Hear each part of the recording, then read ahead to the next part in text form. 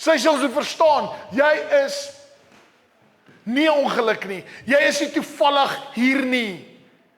Jesus het jou geskep. Ek wou eers baie van hierdie skrifte gesit wat droog. Here praat van, jy's in jou moederskoot geweef. Ek love daai skrif. 9 maande lank, hy create die hele aarde in 6 dae, maar vir jou, werk hy aan 9 maande.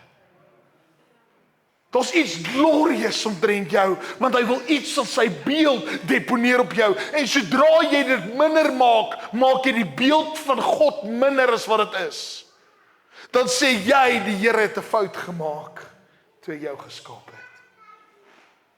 En ek dink dit is bietjie arrogant. So klein bietjie.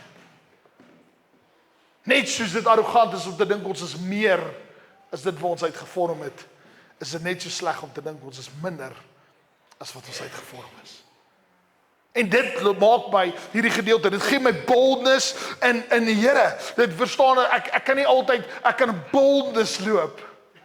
Hoekom? Wat is boldness? I'm everything in Christ, but I'm nothing without Christ.